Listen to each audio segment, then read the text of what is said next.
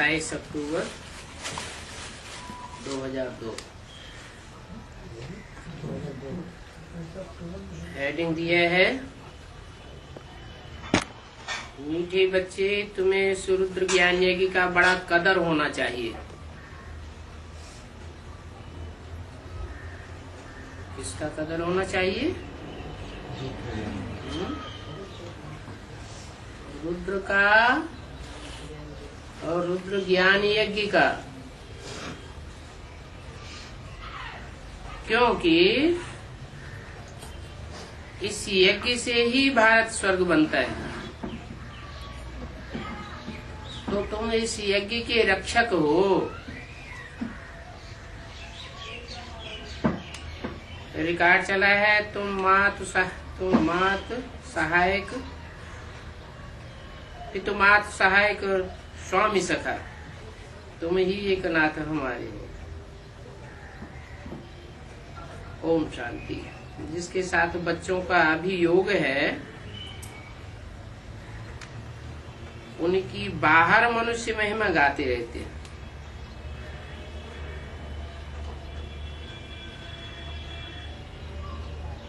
तुम उनकी याद में बैठे हो। किसकी याद में बैठे हो?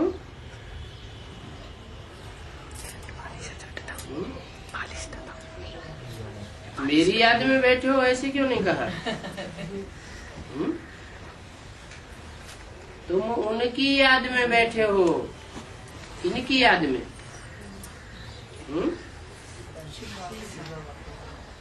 शिव बाबा की याद में बैठे हो। ब्रह्मा के मुख से बोला, वाणी तो सन 68 से लगभग की है, जब बाबा जीवित थे ब्रह्मा बाबा, तो उनके मुख से बोला, उनके मुख में बैठने वाला बोल रहा है, तो ऐसे क्यों कहता है कि तुम उनकी याद में बैठे हो?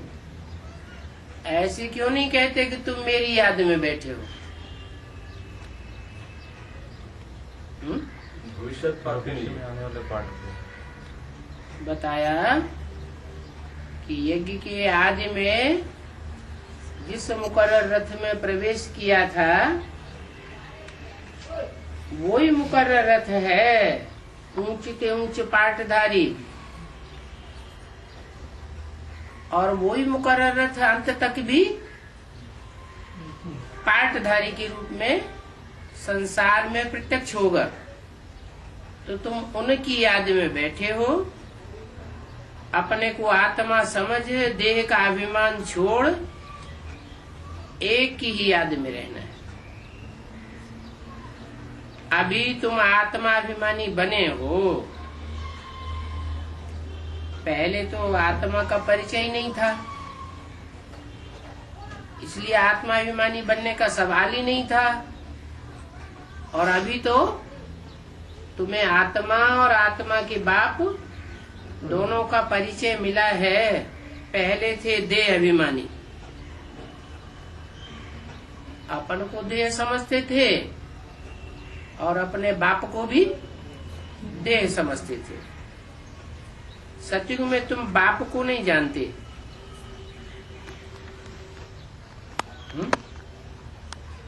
कौन से बाप को नहीं जानते?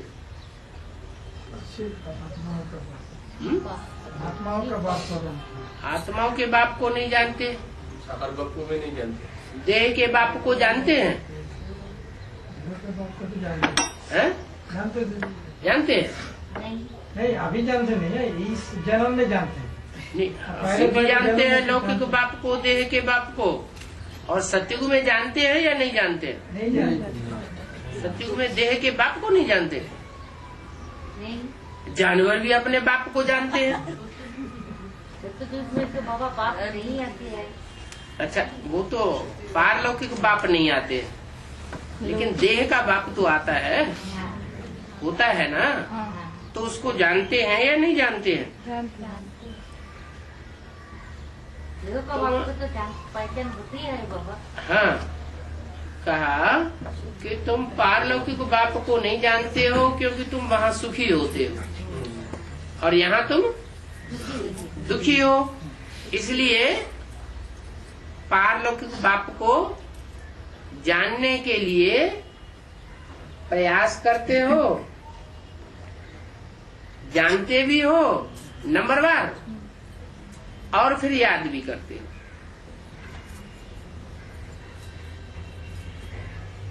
वहां बाप की याद नहीं रहती है। कहाँ? सत्य। यहाँ तुम दुखों में हो तो पुकारते हो। गायन भी है, दुख हरता सुख करता। कहाँ का गायन है? संगम युग में। संगम युग में जरूर उसने दुख हरण किया है और सुख किया है।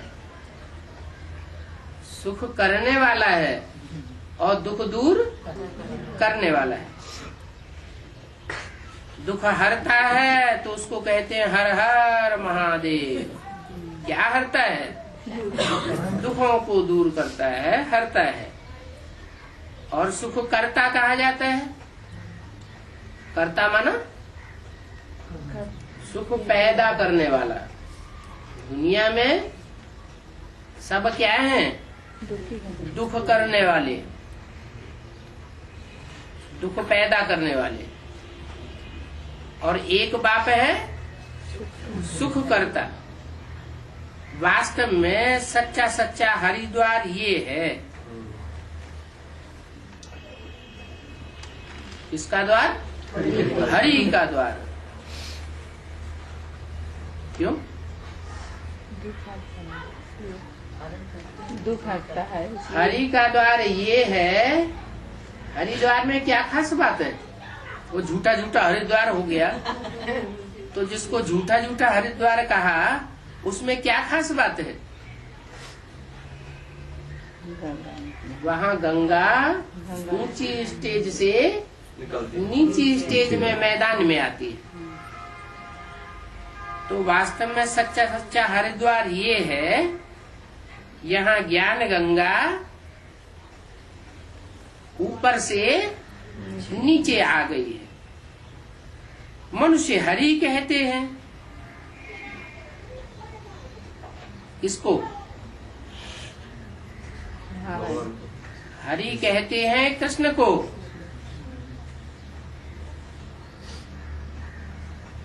वैकुंठ को कृष्ण का हरिद्वार कहते हैं।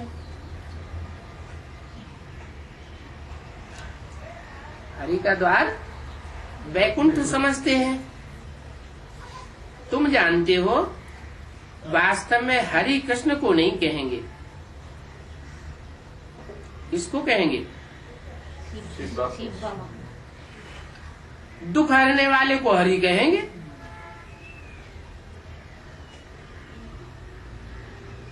वो तो खुद ही सुख की दुनिया में आता है।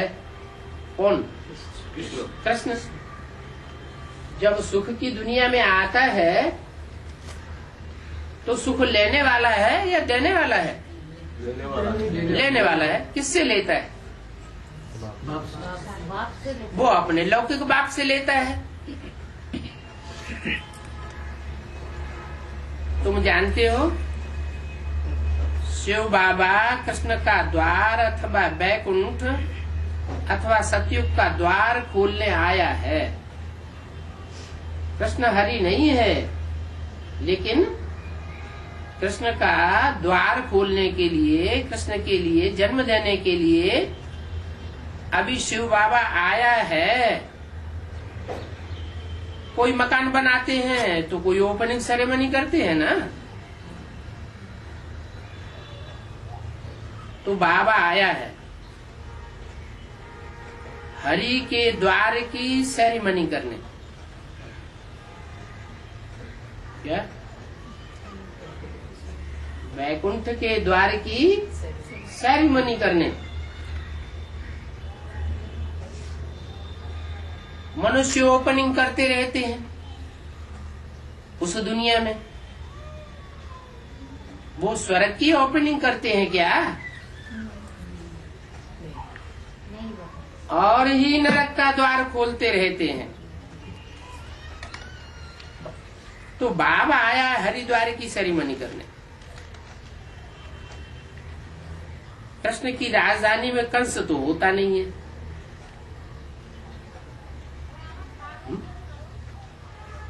कौन सी राजधानी में कृष्ण नहीं होता है? अरे फिर गायन क्यों है शास्त्रों में? माना सतयुग का जो कृष्ण है उसकी राजधानी में सतयुग में कोई कंस नहीं होता। वहाँ सब पावन होते हैं या पतित होते हैं? वहाँ तो कोई पतित पापाचारी होता ही नहीं है। कहाँ की बात है? अभी संगम युग में जहाँ संगम युगी कृष्ण है वहाँ संगम युगी कंस भी है। संगम युग का यादगार शास्त्रों में है कि कंस कृष्ण के पीछे लगा हुआ था। काहे के लिए? क्यों पीछे लगा हुआ था? उसकी बुद्धि में बैठ गया था कि ये भगवान है, ये हमको मार डालेगा। तो कंस कृष्ण के पीछे लगा हुआ था कि मैं इसको बचपन में ही मार डालूंगा। ये विश्व का मालिक बने, बड़ा हो, पावरफुल बने, उससे पहले ही मैं इसकी मुड़िया मरोड़ दूंगा।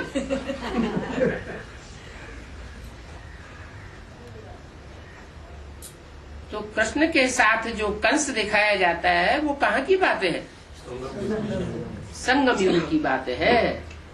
दिखाते हैं कि कृष्ण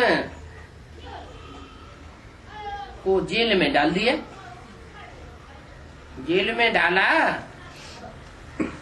और जब जन्म हुआ, कृष्ण के बाप को जेल में डाला और कृष्ण का जब जन्म हुआ तो कृष्ण जेल से बाहर आ गया और उनके माँ बाप कहाँ पड़े रह गए? जेल में ही पड़े रह गए। तो बच्चे कृष्ण की बात नहीं हो सकती। गर्भ से जन्म लेने वाले बच्चे कृष्ण की बात नहीं है, ये तो दिव्य जन्म लेने वाले भगवान की बात है। भगवान जिस तन के द्वारा दिव्य जन्म लेते हैं वो कहाँ से प्रत्यक्ष होता है? कहाँ से प्रत्यक्षता रूपी जन्म लेता है? जैसे बच्चा है, जन्म लेता है तो पहले गुप्त था ना, गुप्त फिर बाहर आता है, प्रत्यक्ष होता है। तो ऐसे ही भगवान भी पहले गुप्त होता है और बाद में बाहर आता है, माना प्रत्यक्ष होता है। तो कहाँ से बाहर आता है, कहाँ से प्रत्यक्ष होता है? भगवान को भी कहाँ डाल दिया? जेल में डाल दिया। भगवान को जेल में डाला या भगवान जेल से प्रत्यक्ष हुआ? भगवान जेल से प्रत्यक्ष होता है कि उसको भी बंधन में आना पड़ता है। जैसे दुनिया बंधन में आती है, भगवान भी बंधन में छुड़ाने वालों के लिए खुद भी बंधन में आता है।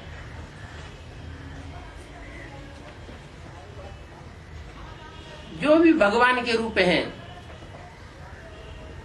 सब रूपों को ऐसे ही दिखाई दिए है। राम को भगवान दिखाया तो राम जंगल में मारे मारे फिरे। रावण को महलमानियां अटारियां दिखाते हैं और राम को जंगली बनाई दी है। जंगल में छुप के रहता था। किसके डर से छुप के रहता था? रावण के डर से। अरे भगवान है, फिर छुपने की क्या दरकार? कृष्ण भगवान है तो उसको गावड़ों में छुप करके रहने की क्या दरकार? अच्छा चलो शंकर भगवान है तो उसको सारी दुनिया में भागे भागे फिरने की क्या जरूरत? भस्मासुर के डर से। भगवान को भी डर होता है क्या? नहीं, भगवान को डर नहीं होता है। भगवान जब आते हैं तो बच्चों को भी युक्ति सिखाते हैं। क्या? सांप मर जाए लेकिन लाठी न। और जो धर्मपिताएं आते हैं और लड़ाई झगड़ा कराई देते हैं, मारामारी हो जाती है। बाप आते हैं तो कोई प्रकार की मारामारी नहीं कराना चाहते। क्या कहते हैं? अहिंसा परम धर्म। और साधारण हिंसा नहीं, बेहद की अहिंसा भी नहीं, कोई प्रकार की हिंसा नहीं, युक्ति से काम चलाना है। क्या? किसी से लड़ाई झगड़ा नहीं करना है। तो भगवान तो युक्ति निकालते हैं कि हमें न हमारे बच्चों को आमने सामने कोई प्रकार की देवहानि की, बाहुबल की लड़ाई न लड़नी पड़े, कोई प्रकार का खून खराबा न होने पाए, चुपचाप अंदर अंदर अपनी स्थापना का कार्य करते रहना, गुप्त राजधानी स्थापन करनी। क्या युक्ति निकाली? गुप्त राजधानी स्थापन करनी है। बाप द्वारा हम स्वर्ग का वर्षा ले रहे हैं। मीडिया किसको बताया? द्वारा माना? द्वारा माना? कोई मीडिया है जिसके द्वारा हम स्वर्ग का वर्षा ले रहे हैं। कौन है मीडिया? कौन मीडिया बताया? मनुष्य सृष्टि का बाप है? मनुष्य सृष्टि का बाप। हाँ, आत्माओं का बाप मीडिया नहीं बताया क्या? वो कोई साकार नहीं होता। मनुष्य सृष्टि का जो बाप है वो साकार बनता है मीडिया के रूप में, जिसके द्वारा हम साकार में स्वर्ग का वर्षा ले रहे हैं। मनुष्य सृष्टि के बाप में आत्माओं का बाप शिव बाप प्रवेश करते हैं। बाप ही आकर स्वर्ग की स्थापना की सेरेमनी कर रहे हैं। आकर के कर रहे हैं या ज्ञान सुना के चले जाते हैं, फिर बाद में अपने आप देहधारी मनुष्य गुरु सेरेमनी करते हैं। वो तथाकथित ब्राह्मण क्या समझते हैं? भगवान आते हैं, दादा लेकर आज ब्रह्मा के तन में ज्ञान सुना के चले जाते हैं, फिर हम स्वर्ग की सेरेमनी करेंगे। बाप कहते हैं ऐसी बात नहीं है, मैं ही आकर के स्वर्ग की स्थापना की सेरेमनी करता हूँ, और कोई सेरेमनी ये सेरेमनी नहीं कर सकता। स्थापना को सेरेमनी कहा जाता है। कहीं की स्थापना यहाँ हो रही है, स्वर्ग की स्थापना हो रही है, स्वर्ग की राजधानी की स्थापना हो रही है, तो स्थापना को सेरेमनी कहा जाता है। ब्रह्मा के द्वारा स्वर्ग स्थापन करते हैं। क्या बोलते हैं? ब्रह्मा के द्वारा स्वर्ग स्थापन करते हैं। माताओं के द्वारा स्वर्ग के गेट खोलते हैं। अब ब्रह्मा तो दाढ़ी मूछ वाला, दाढ़ी मूछ वाला विकारी हुआ या निर्विकारी हुआ? स्वर्ग विकारी है या निर्विकारी है? तो निर्विकारी की सेरेमनी कौन करेगा? निर्विकारी करेगा या विकारी करेगा? निर्विकारी करेगा। तो सुप्रीम सोल बाप जो एवर प्योर है, वो जब पतित तन में आता है, उस पतित को पावन बनाता है, तो पावन के द्वारा सेरेमनी नई दुनिया की होती है। मकान का पहला फाउंडेशन लगाया जाता है ना, क्या कहा? कोई मकान बनता है तो जमीन खोदी जाती है, नींव खोदते हैं, फाउंडेशन खोदते हैं, और अंदर से वो फाउंडेशन डालते हैं। आजकल तो मकान कैसे बनाते हैं, तो कोई बिल्डिंग बनाते हैं तो चारों तरफ कवर कर देते हैं, बाहर का आदमी कोई देख न पाए। तो फाउंडेशन अंदर अंदर डाला जाता है गुप्त रूप में। ऐसे ही जब बाप आते हैं तो ब्राह्मणों की दुनिया में कच्चे कच्चे ब्राह्मणों को तो पता ही नहीं लगता कैसे फाउंडेशन डाला जा रहा है। जो पक्के ब्राह्मण हैं, हायर नॉलेज लेने वाले हैं, उनमें भी नंबरवार जानते हैं। क्या पहले कौन जानेंगे कि फाउंडेशन कहाँ पड़ रहा है, कैसे पड़ रहा है? हाँ, पक्के में पक्के जो होंगे वो कौन जानेंगे? उनकी संख्या कितनी होगी? अष्टदेव होगी। जो अष्टदेव हैं, जिनके लिए बोला अभी अव्यक्त वाणी में, क्या बोला? तुम बच्चे नई दुनिया का सौगात पाने वाले हो। नई दुनिया की सौगात तुम बच्चों को बाप दादा ने दे दी है। तो दे दी है तो क्या वो स्वर्ग में पहुंच गए? स्वर्ग में नहीं पहुंच गए, लेकिन जहां फाउंडेशन डाला जा रहा है गुप्त रूप में, अंडरग्राउंड, वो उनकी नॉलेज में है। ऐसे ही नंबरवार और भी बच्चे हैं।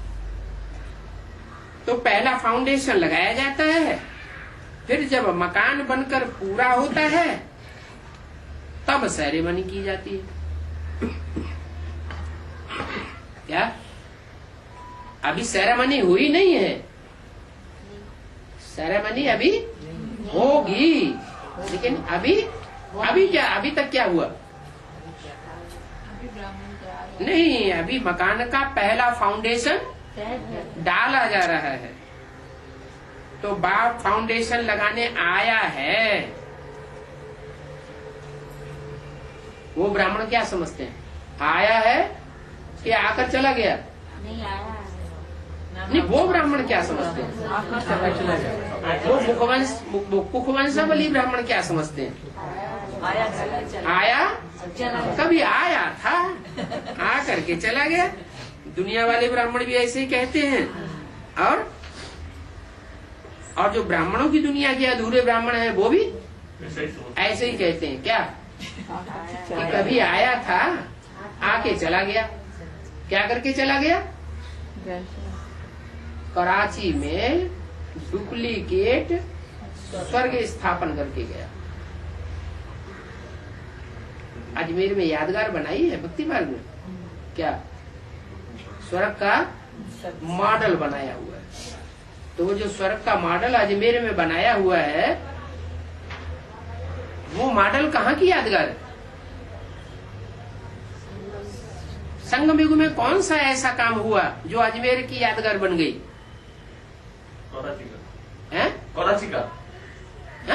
कराची में जैसा हुआ। हाँ, कराची में जो डुप्लीकेट स्वर्ग बना, कराची में रहने वाले कौन थे? सब जो भी ब्राह्मणों ने वहां फाउंडेशन डाला, वो सब भेड़ बकरियों के देश वाले थे।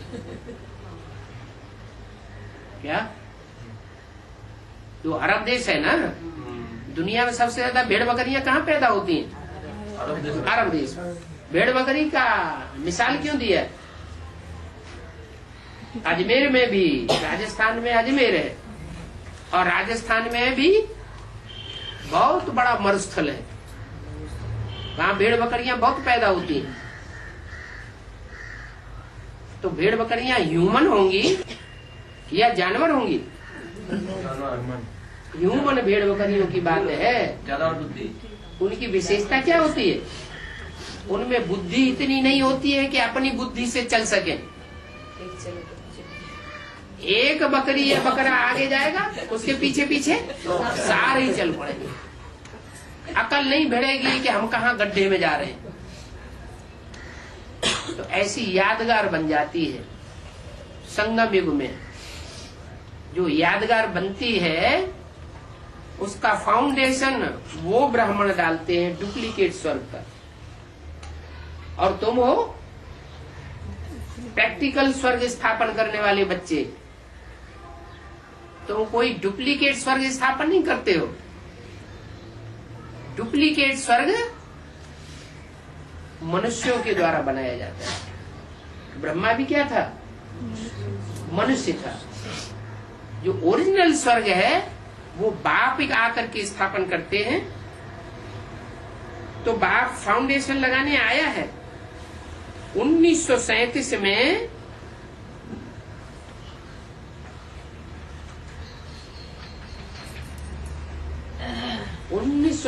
में क्या किया था? 1937 में बाप ने फाउंडेशन लगाया था। वो फिर 1942 में क्या हुआ? हिरोशिमा नागासाकी में बम विस्फोट हुआ। जैसे बाहर की दुनिया में बम विस्फोट हुआ, वैसे ब्राह्मणों की दुनिया में भी बम विस्फोट हुआ और उसमें हीरो की समा जल गई, टूट गई माला मोती, सारे ही माला के मोती बिखर गए। सूर्यवंशी आत्माएं जितनी भी थी हीरे समान पार्ट बजाने वाली, वो सब चली गई। कौन सी रह गई? वही भेड़ बकरियों वाली। ज्ञान चंद्रमा ब्रह्मा की गोद में पलने वाली आत्माएं, जिनको सिर्फ माँ का प्यार का पल्लू अच्छा लगता है, लेकिन कायदा कानून अच्छा नहीं लगता। प्यार भी चाहिए जीवन में, और प्यार के साथ साथ कायदा भी चाहिए। कायदे का प्यार वो स्वर्ग बनाएगा, और बेकायदे प्यार वो नरक बनाता है। तो 1937 में फाउंडेशन लगाया था। उस समय पूरा ज्ञान तो था नहीं। फाउंडेशन तो लगाया, लेकिन ज्ञान था उस समय नहीं। भक्ति मार्ग की गीता वही संस्कृत की पढ़ते थे, उसका अर्थ करते थे। असली ज्ञान तो था नहीं। तो अब फिर तुम स्थापना कर रहे हो क्या? काम किया जाता है, सफल नहीं होता है, तो फिर क्या करते हैं? फिर दोबारा। अब फिर तुम स्थापना कर रहे हो, तुमको खुशी है। फिर का मतलब क्या है? फिर का मतलब माना पहले भी हुआ था और अभी फिर दोबारा भी हो रहा है। फाउंडेशन पड़ रहा है, स्थापना कर रहे हो, तुमको खुशी है कि बाबा आया हुआ है। क्या उन ब्राह्मणों को खुशी नहीं है? किस बात की? कि बाबा आया हुआ। और तुमको खुशी है कि बाबा आया हुआ है। किस लिए आया हुआ है? हमारे लिए नई दुनिया स्थापना करने के लिए आया। उनकी बुद्धि में ये बात नहीं है कि बाबा आया हुआ है हमारे लिए नई दुनिया की स्थापना करने के लिए। उनकी बुद्धि में क्या है? आया था चला गया। उनकी बुद्धि में है आया हुआ था, चला गया, उसके बाद दीदी दादी दादाएं सुखधाम और शांति धाम ईंटों का बनाए गए। उनकी बुद्धि में ये है। और तुम्हारी बुद्धि में क्या है? कि जो भी नई दुनिया बनती है, उस दुनिया में कोई आर्टिफिशियल मकान नहीं बनाए जाते। आर्टिफिशियल दुनिया नहीं होती है, वहाँ तो नैसर्गिक प्रकृति सारा मुहैया करती है। कोई भी ऐसी चीज नहीं है, न रोटी, न कपड़ा, न मकान, ऐसा कुछ नहीं है जो हमें आर्टिफिशियल बनाना पड़ता हो। वहाँ तो सब बना बनाया रेडीमेड मिलता है। तो बाबा आया हुआ है नई दुनिया स्थापन करने, और हम नई दुनिया में जा रहे हैं, तो हमें खुशी होगी ना।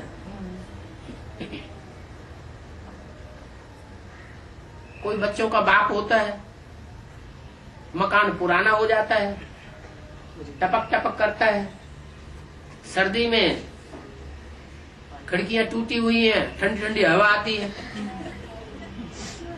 बरसात में टपकने से नींद नहीं आती, गर्मी में लू के झोंके अंदर घुसते हैं तो गर्मी में शरीर जलता है, तो बच्चों को दुख होता है।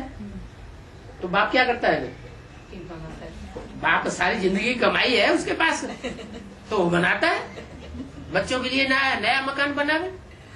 तो बनाता है, तो जब नया मकान बन के फाउंडेशन लगता है, बनता है, तो जो बच्चे दुखी थे पहले, उनको अंदर खुशी आती है या दुख होता है? खुशी आती है, अब हम नए मकान में जा रहे हैं। तो तुम बच्चों को भी अब खुशी होती है कि बाप आया हुआ है, नया अब हम नई दुनिया में जा रहे हैं। इस पृथ्वी पर स्वर्ग था, क्या था? इसी ही पृथ्वी पर, पृथ्वी तो यही थी। इसी माने कोई मंगल ग्रह में या बुध ग्रह में या शनि ग्रह में वहां कोई स्वर्ग नहीं बनता, न वहां स्वर्ग बनता है न वहां नरक बनता है, वहां कोई जनरेशन होती नहीं। कहाँ की बात है? ये सिर्फ पृथ्वी की ही बात है कि पृथ्वी पर ही स्वर्ग बनता है और पृथ्वी पर ही नरक बनता है। जब नरक बनता है तो इसका नाम पृथ्वी पड़ता है। क्या? प्रथ प्रथ प्रथ का मतलब चौड़ी होने वाली, विस्तार में जाने वाली। तो जब नरक बनता है तो दुनिया की आबादी ज्यादा हो जाती है ना, तो पृथ्वी भी चौड़ा लंबी चौड़ी हो जाती है, विस्तार को पा जाती है। पृथ्वी आती माने विस्तार को पाती है, तो उसका नाम पृथ्वी पड़ता है। और पहले इसका नाम क्या था? भारत। पहले छोटा टापू था। भारत का भी जो समुद्र के किनारे का हिस्सा था वो था ही नहीं। समुद्र के किनारे जो भी स्टेट हैं वो पहले नहीं थे। जब विस्तार को पाया तो समुद्र के किनारे के देश भी ऊपर ऊपर आए और दुनिया में दूसरे दूसरे जनरेशन, इस्लामी, बौद्धी, क्रिश्चियन, इनके देश भी उभरे। पहले ये न थे और न अब रहेंगे। हमारी राजधानी होगी तो और कोई का राज्य नहीं होगा। हमारी राजधानी होगी तो उसमें हमारा ही राज्य होगा और किसी का कोई इंटरफियरेंस नहीं होगा। और अभी जब नरक बनता है तो क्या होता है? सब हमारे भारत में घुस रहे हैं, इंटरफियर कर रहे हैं। मुसलमान आए, उन्होंने कितने आक्रमण किए और यहीं आकर के राज्य करने लगे। क्रिश्चियन आए, उन्होंने यहीं राज्य करना शुरू कर दिया। जो आए सबने यहाँ राज्य किया। दिल्ली की राजधानी पर कोई ऐसा धर्म नहीं है जिसने राज्य न किया हो। सब अपना हक जमाते हैं। लेकिन जब स्वर्ग बनता है, जब दिल्ली राजधानी स्वर्ग बनेगी तो उसमें सिर्फ हमारा ही राज्य होगा और कोई का इंटरफियरेंस नहीं होगा। उस समय पृथ्वी पर एक ही स्वर्ग था। स्वर्ग क्यों था? अभी नरक क्यों? उसका नाम स्वर्ग क्यों, इसका नाम नरक क्यों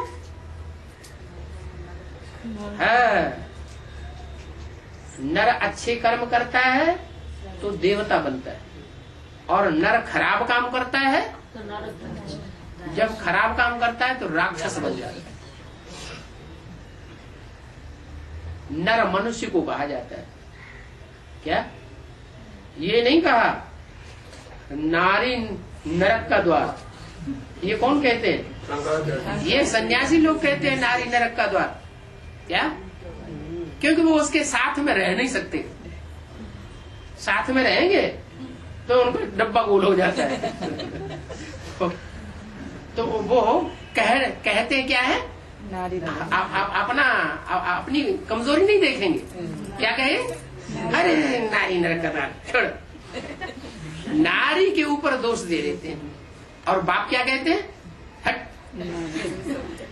नारी नरक का द्वार थोड़ा ही है, नर नरक का द्वार है। सब पुरुष दुर्योधन से क्या? खुद दुर्योधन तो शासन है, साथ में रह के अपनी कमजोरी को, अपनी एनर्जी को सुरक्षित नहीं रख पाते। और किसको कह देते हैं? उंगली नारी के ऊपर उंगली उठाए देते हैं। बाबा उसको भी जन्म भी माँ से हुआ है। हाँ, नारी से ठीक है, जन्म हुआ। जन्म होने के बावजूद भी नारी नरक का द्वार कहते हैं। पर तो शर्म आनी चाहिए। बाप कहते हैं, मैं कहता हूँ नारी नरक का द्वार नहीं है, नर नरक का द्वार। नर बनाता है नरक और स्व स्थिति को सिखाने वाला बनाता है स्वर्ग।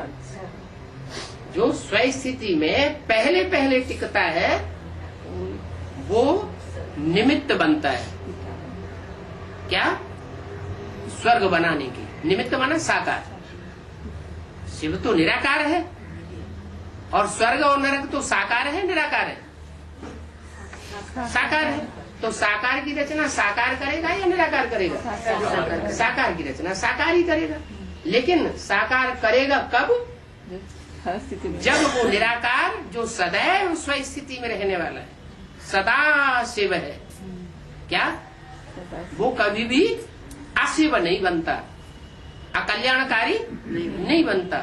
वो सदा शिव सदा कल्याणकारी जब प्रवेश करता है दुनिया के पहले नर में। कौन है नर? दुनिया का पहला मनुष्य कौन है? अंग्रेजों में उसका नाम है एडम, मुसलमान उसको कहते हैं आदम, जैनी लोग उसको कहते हैं आदिनाथ, और हिंदू कहते हैं आदिदेव।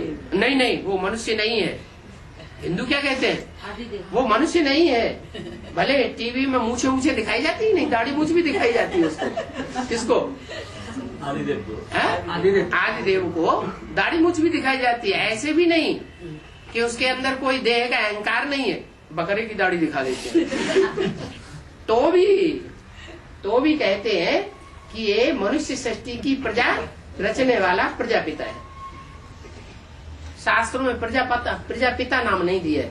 क्या नाम दिया है? शास्त्रों में कहते हैं प्रजापति। वो अंत समय का गायन है या आदि का गायन है? जब यज्ञ शुरू होता है तो वो उसमें परमात्मा शिव आकर के ज्ञान का बीजारोपण करते हैं। तो बीज बोने वाले को क्या कहा जाता है? पिता कहा जाता है। तो यज्ञ के आदि में था प्रजापिता, और वही जन्म लेकर जब दोबारा स्वर्ग की रचना में सहयोगी बनने का कार्य करता है तो उसका नाम क्या पड़ता है? अंत में जब प्रत्यक्षता होती है तो सारी सृष्टि की सब मनुष्य आत्माएं मान लेती है ये प्रजा का पति है। पति माना ना, पति शब्द बनता है पाति। पाति माने रक्षा करने वाला, सारी सृष्टि की रक्षा करने वाला रक्षक है। इसके अलावा और सब भक्षक हैं, सब स्वार्थी हैं। एक ही शिव का सच्चा साथी है जो आदि से लेकर के अंत तक शिव का साथी बन करके रहता है। जब तक पूरी दुनिया नष्ट न हो जाए, ये जो आसुरी दुनिया है जब तक पूरी नष्ट न हो जाए तब तक वो शिव का साथ देता है, और बाकी सब झूठे, सब साथ देना छोड़ देते। माना पूरी श्रीमत पर कोई चल ही नहीं पाता। तो इस पृथ्वी पर स्वर्ग था, अभी बाप फिर स्थापन कर रहे हैं, हर एक को पैगाम दे रहे हैं। क्या? ऐसे नहीं कि सिर्फ ब्रह्मा कुमार कुमारियों को ब्रह्मा के द्वारा पैगाम दे करके और शरीर छोड़ करके चले जाने वाले उनको भगवान कहा जाएगा? नहीं। वो ब्राह्मण क्या समझते हैं कि भगवान का इस दुनिया में साकार रूप कौन है? वो समझते हैं दादा लेखराज ब्रह्मा कृष्ण की सोल, वो ही कृष्ण गीता का भगवान है। बाप कहते हैं नहीं, गीता का भगवान वो है जो शिव समान बनता है। कैसा बनता है? शिव समान कल्याणकारी बनता है। सारी मनुष्य सृष्टि का कल्याणकारी है। जो मनुष्य सृष्टि का कल्याणकारी है वो सारे प्राणी मात्र का कल्याणकारी। मनुष्य का कल्याण होगा तो सभी प्राणी मात्र का, पशु पक्षी कीड़े मकोड़ों सब का कल्याण हो जाएगा। और मनुष्य का जब कल्याण होता है तो सारी सृष्टि का कल्याण हो जाता है। तो बाप आकर हर एक को पैगाम दे रहे, यानी एक भी मनुष्य मात्र ऐसा नहीं बचेगा जिसको ये पैगाम न मिले। कौन सा? कि भगवान बाप आया हुआ है, गॉड फादर आया हुआ है। काहे के लिए आया हुआ है? नई दुनिया बनाने के लिए आया हुआ है, और मुक्ति, जीवन मुक्ति का वर्षा देने के लिए आया हुआ है। धर्म स्थापक को पैगंबर कहा जाता है ना, तो सच्चा सच्चा पैगंबर कौन हुआ? जो सारी मनुष्य सृष्टि को, एक एक मनुष्य मात्र को आकर के पैगाम दे, और हर एक मनुष्य मात्र उस पैगाम को स्वीकार करने के लिए बाध्य हो जाए। हर मनुष्य मात्र उसका पैगाम स्वीकार करे कि हाँ गॉड फादर आया हुआ है, तो कहेंगे पैगंबर। वो पैगंबर, वो तो अपनी जनरेशन को पैगाम देते हैं, उनको कन्वर्ट करके अपने धर्म में, अपनी धारणाओं में लिप्त कर लेते हैं। वो सारी मनुष्य सृष्टि को पैगाम थोड़े देते, और पैगाम भी क्या देंगे? वो मनुष्य गुरु जो आते हैं वो क्या पैगाम देंगे कि मैं पुरानी दुनिया का विनाश करूंगा, पुरानी परंपराओं का विनाश करूंगा? नहीं, कर ही नहीं पाते। पुरानी परंपराएं और ज्यादा पुरानी होती रहती हैं, रीति रस्म रिवाज और ज्यादा पुराने होते रहते हैं, अंधश्रद्धा अंधविश्वास और ज्यादा बढ़ता रहता है। तो वो तो विनाश करते ही नहीं, न तो विनाश का पैगाम दे सकते और न नई दुनिया की स्थापना का पैगाम दे सकते, क्योंकि वो नई दुनिया बनाते ही नहीं। उनके जाने के बाद भी दुनिया और पुरानी होती रहती है या नहीं बनती है, और ही दुनिया पुरानी होती रहती है, चाहे कोई भी हो धर्म पिता, इस्लामी, बौद्धी, क्रिश्चियन, सब धर्म पिताओं का यही हाल है। और सबकी अम्मा कौन है? ब्रह्मा जगदम्बा, जिनकी गोद में वो पलते हैं। इसलिए क्या बोला मुरली में, देवी के पुजारी है रावण सब है। ये ब्रह्मा क्या है? देवी है या देवता है? है तो असल में देवी यही जगदम्बा। कौन? यह ब्रह्मा, वास्तव में ये ब्रह्मा तुम्हारी जगदम्बा है, परंतु तन पुरुष का है। इसलिए कन्या माताओं के चार्ज में ओम राधे सरस्वती को रखा है। लेकिन वास्तव में जगदम्बा कौन है? जगदम्बा सरस्वती नहीं है, जगदम्बा ये ब्रह्मा जगदम्बा है। क्यों कहा? अगर दाढ़ी मूछ न होती तो यही जगदम्बा होता, पुरुष तन न होता तो यही जगदम्बा होता। लेकिन पुरुष तन है, इसलिए जब पुरुष तन छोड़ता है तो कोई न कोई नारी चोले में प्रवेश करता है, और प्रवेश करके फिर जगदम्बा के रूप में संसार में पूजा जाता है। वो नारियों में सबसे बड़ी माँ है, माताओं की भी, सारे जगत की माता। उसके द्वारा फिर स्वर्ग का गेट खोलते हैं। तो पैगंबर कौन हुआ? सच्चा सच्चा पैगंबर सिर्फ एक ही पैगाम देने वाला कहा जाता है। मैं ही सच्चा पैगाम देता हूं। क्या उन धर्म पिताओं के पास सच्चाई है ही नहीं?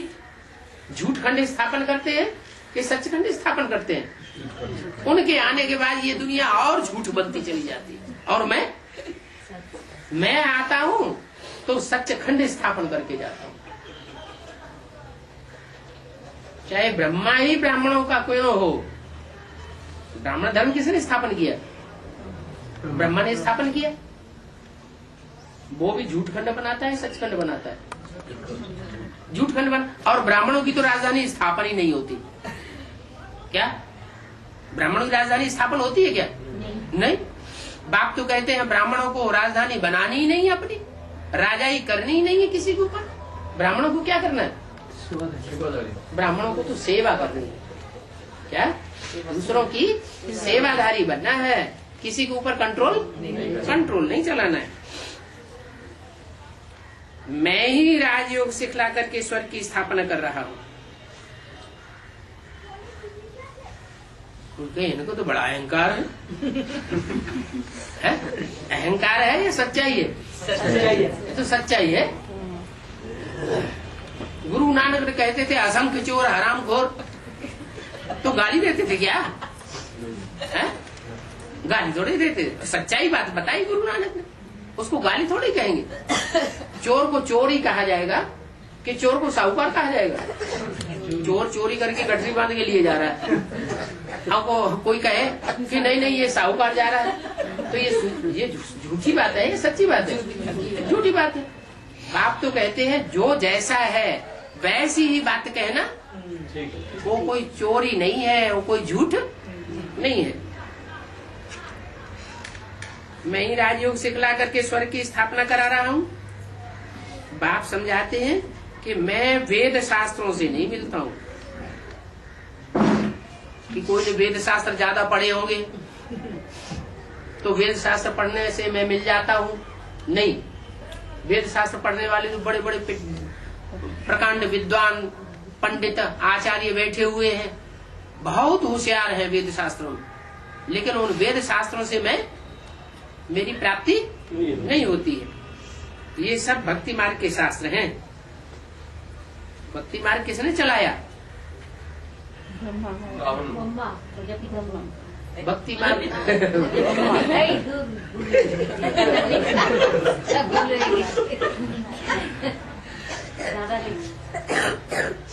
ब्रह्मा भक्ति मार्ग जो है वो आता है। अच्छा, भक्ति और ज्ञान, इनमें पुरुष कौन है और माता कौन है?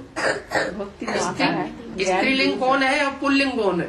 ज्ञान पुरुष है, ज्ञान है बीज, भक्ति इसलिए वो है पिता, और भक्ति है धरणी माता। तो माता का जो रूप भगवान बन के बैठता है वो फिर भक्ति का फाउंडेशन लगाने वाला है।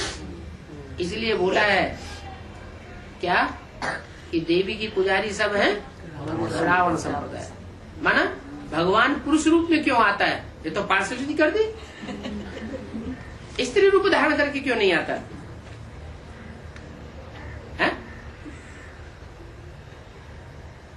अरे कोई कारण होगा कि नहीं होगा? क्या कारण?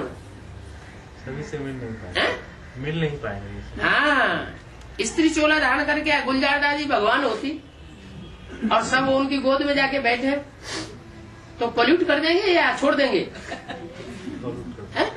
पॉल्यूट कर देंगे। इसलिए भगवान पुरुष रूप लेकर के आता है, स्त्री चोला धारण करके नहीं आता। शास्त्रों में भी भगवान का रूप स्त्री के रूप में दिखाया है या पुरुष रूप में दिखाया है? पुरुष रूप में दिखाया। यादगार तो सब यहाँ की ही है ना। तो ये सब भक्ति मार्ग के शास्त्र है। भक्ति मार्ग की बहुत सामग्री है। जन्म जन्मांतर से तुम भक्ति करते आए हो। कितने जन्म भक्ति की? 63 जन्म से 2 युगों से भक्ति करते आए। अब इस लास्ट जन्म में आकर के तुम्हें ज्ञान मिला है। अब ज्ञान सुनो,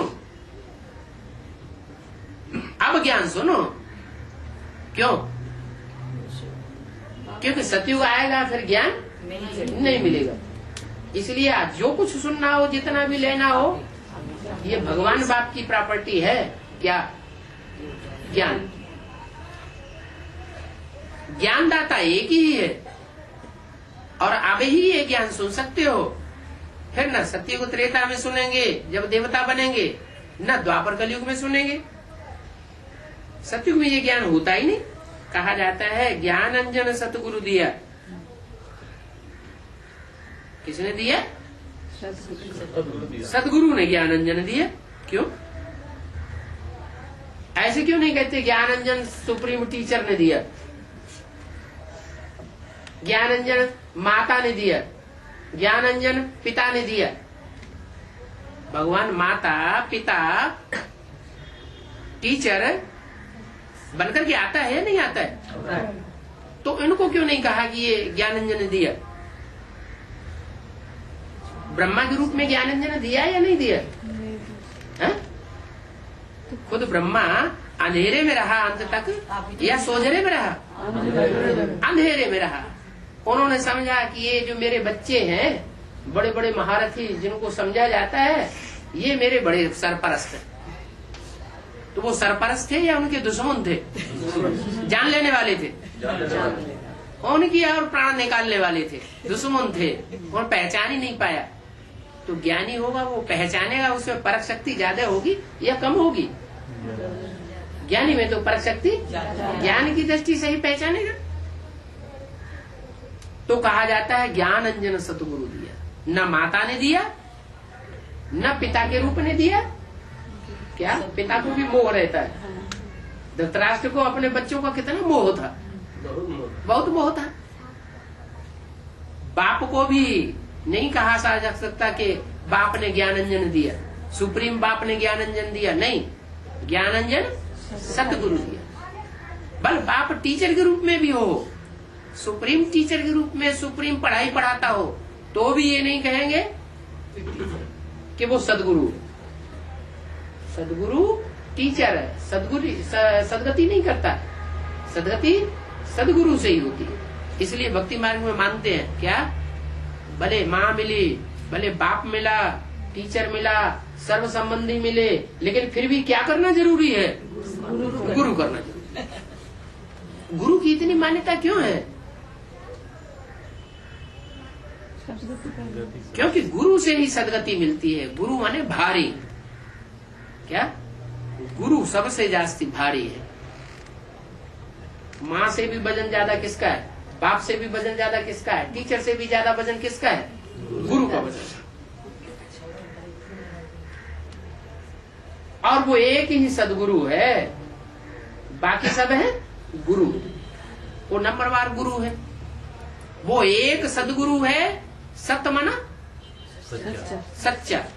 एक सच्चा गुरु, तो बाकी कैसे हो गए, सब झूठे गुरु हैं, झूठ खंड बनाने वाले हैं। ये 2500 की हिस्ट्री बता रही है। क्या बता रही है? कि दुनिया में 2500 वर्ष में जितने भी गुरु हुए, उनके आने के बाद दुनिया झूठी बनती गई या सच्ची बनती गई? झूठी दुनिया बनती गई। सत्युग में कहाँ अंधकार नहीं होता है। क्या वहां भक्ति क्यों नहीं करते? क्योंकि वहां अंधकार होता ही नहीं। सत्युग में ये चंद्रमा ही नहीं होता। इस चंद्रमा में जितने कितने धब्बे हैं, कभी ध्यान से देखा चंद्रमा? पूर्णमासी का चंद्रमा ध्यान से देखना, जब पूरा चंद्रमा होता है तो भी उसमें धब्बे, बड़े बड़े गड्ढे हैं, लूपोल भरी हुई है। और सूर्य में, सूर्य में कोई गड्ढा नहीं है, कोई धब्बा नहीं है। वो तो ज्ञान का गोला है, सोच रहा है।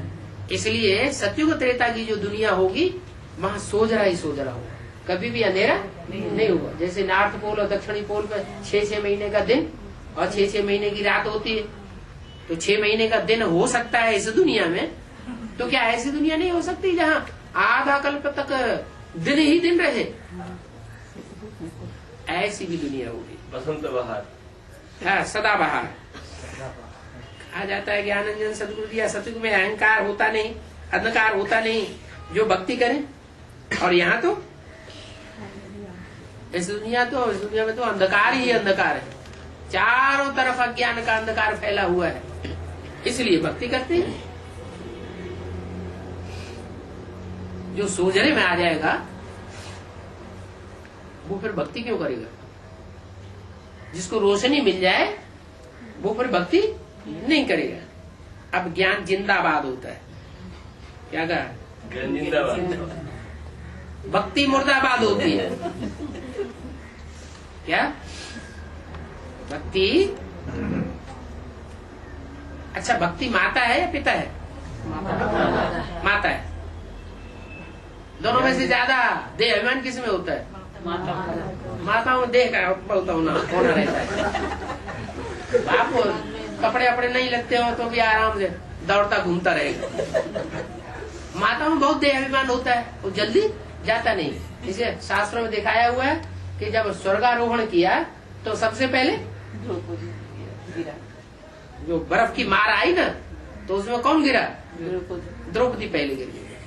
माना जो देह अभिमान गलाने वाली बात है वो द्रौपदी नहीं कर सकती। यहाँ द्रौपदी का मतलब क्या है?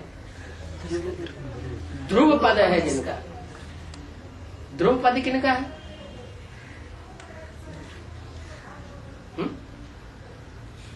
पहले से निश्चित हो गया है, जो पद पहले से निश्चित हो जाता है। पहले से ही निश्चित है। जगत पिता के साथ साथ जगत माता का पद निश्चित है। भले वो नई दुनिया में राज्य नहीं करेगी, उसको कहाँ राज्य करना है? नहीं, जगत माता है ना, तो जगत 500 करोड़ को कहा जाता है या 9 लाख को कहा जाता है? 500 करोड़ को कहा जाता है। ये दीदी दादियां तो उसके सामने कुछ भी नहीं है। क्या ये तो टाइटल जो दादी ने धरा रखा है ना, अखबारों में विदेश में गई तो वहाँ टाइटल लगा दिया, उन्होंने स्वीकार कर लिया। कौन सा टाइटल? World mother. ये तो कुछ भी नहीं है वर्ल्ड मदर।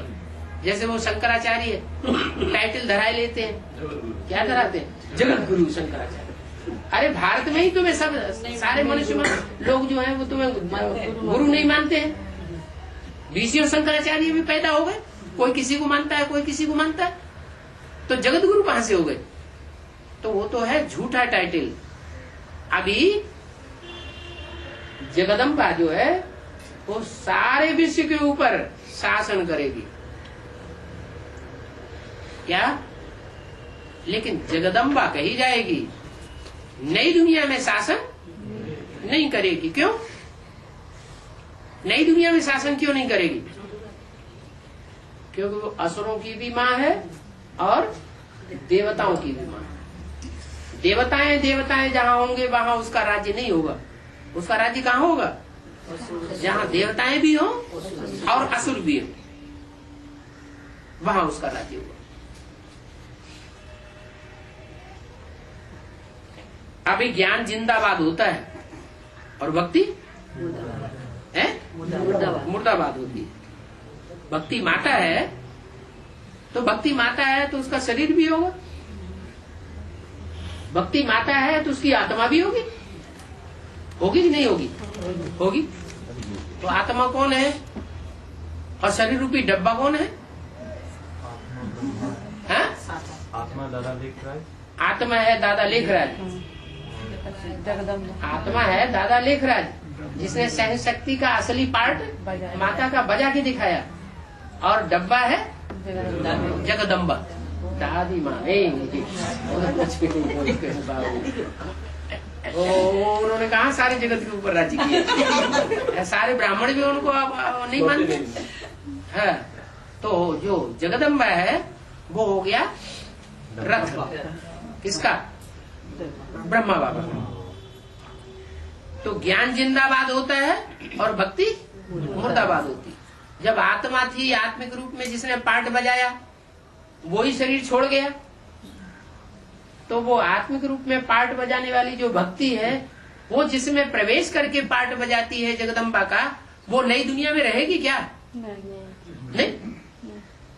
वो नई दुनिया में जब 2036 में पूरा विनाश होगा तो उस समय उन आत्माओं को भी वापस जाना पड़ेगा। कौन आत्माओं को?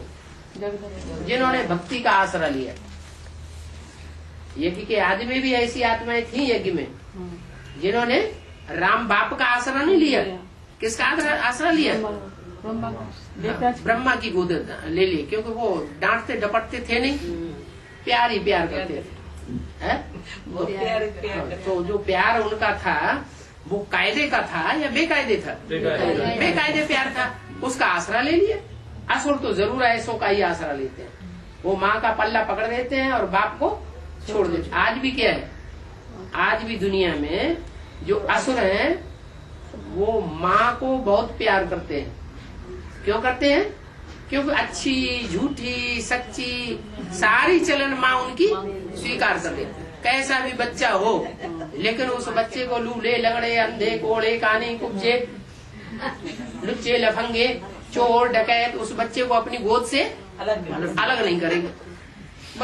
चलो जैसा भी है मेरा ही बच्चा है, अपने पास ही रखना चाहिए। और बाप तो सख्त स्वभाव का होता है, तो वो डांट डपट उन असुरों को पसंद नहीं है। वो किसी डांट डपट में चलने वाले नहीं है। वो क्या चाहते हैं? प्लेन ही प्लेन चलना चाहते हैं। वो किसी प्रकार की हेकड़ीबाजी पसंद नहीं करते। तो ऐसे बच्चे वो माँ की गोद में कितने साल पले, सन 42-41 से लेकर के और सन 68 तक पलते रहे, अभी भी पल रहे हैं।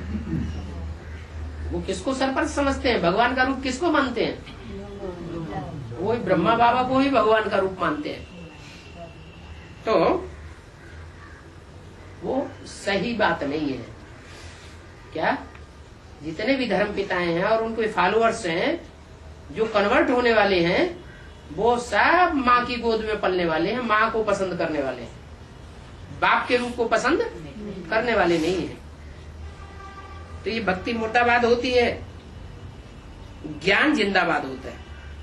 जिंदाबाद, जिंदाबाद का मतलब क्या, मुर्दाबाद का मतलब क्या? जिंदा माने क्या और मुर्दा माने क्या? निश्चय अनिश्चय नहीं, हाँ हाँ, निश्चय माना जिंदा, ज्ञान के ऊपर, ज्ञानदाता के ऊपर जिसको निश्चय है तो जिंदा, और अनिश्चय हो जाए तो मुर्दा। तो यज्ञ के आदि में ब्रह्मा को निश्चय था या अनिश्चय था? बोलो बोलो, इसके ऊपर अनिश्चय था। निश्चय था। हाँ, यज्ञ में जो ज्ञान दाता था उनको, जिसने ज्ञान दिया, तो उसके ऊपर ही निश्चय आ गया। तो उसी समय से समझो मुर्दा हो गया। भले 68 में शरीर छोड़ा, लेकिन मुर्दा उसी समय हो गया। कोई बच्चा बाप की बात न माने तो बाप का बच्चा कहा जाएगा? बच्चा वो जो बाप की रचयिता, वो जो रचना के जिसके रचना कंट्रोल में हो, रचना वो जो रचयिता बाप के कंट्रोल में। अगर रचना कंट्रोल में ही नहीं तो रचना नहीं। वो चाहे पत्नी हो और चाहे बच्चा हो। माँ है और बच्चे, मेरा बच्चा मेरा बच्चा मेरा बच्चा, मेरा ही मेरा कहती रहेगी। है क्यों कहती है? क्योंकि मोह लगा हुआ है। तो बाप कहते हैं कि ये मेरे बच्चे नहीं है, मेरे बच्चे वो हैं जो मेरे मुख से निकली हुई बात को मानने वाले हैं। अभी भी ब्राह्मणों की दुनिया में दो संसार स्पष्ट नजर आ रहे हैं। एक वो है जो मुख से निकली हुई वाणी जो मुरली है उस पे जान देने के लिए तैयार है, और एक वो है जो मुख को बहुत प्यार करते हैं। उन्हें मुख बहुत याद आता है, सारा देह याद आता है, ब्रह्मा का रूप याद आता है। भले मुख से बोला है ब्रह्मा का चित्र नहीं रखना, तो भी वो ब्रह्मा का चित्र रखने के लिए मजबूर हैं। ब्रह्मा का चेहरा उनकी बुद्धि से उतर नहीं सकता। तो वो कौन से वंशावली हुए? वो हुए मुख वंशावली, और तुम हो मुख वंशावली। माना तुम मेरे मुख से निकली हुई बात को ज्यादा वजूद देते हो। क्या तुमको कदर किस बात का है? तुमको रुद्र का भी कदर है और रुद्र ज्ञानी यज्ञ का भी कदर है। ब्रह्मा यज्ञ नहीं कहा जाता, विष्णु यज्ञ नहीं कहा जाता, क्या कहा जाता है? शिव यज्ञ नहीं कहा जाता। शिव को मुख होता ही नहीं, बोलेगा कैसे? मुख किसको होता है? रुद्र को मुख होता है। मेरा नाम तो शिव ही है, मेरी बिंदी का नाम शिव है, वो कभी बदलता ही नहीं। जब तन बदलते हैं तो नाम भी बदल जाता है। तो जब रौद्र रूप धारण करने वाले में मैं प्रवेश करता हूं तो नाम रुद्र पड़ता है। तो बोला रुद्र का और रुद्र ज्ञान यज्ञ का बड़ा कदर होना चाहिए, लेकिन वो झूठे ब्राह्मण मुरली की बातों का कदर करते ही नहीं। उन्होंने यज्ञ की शुरुआत से ही न रुद्र की कदर की, न रुद्र को पहचाना, न उनकी बातों को माना।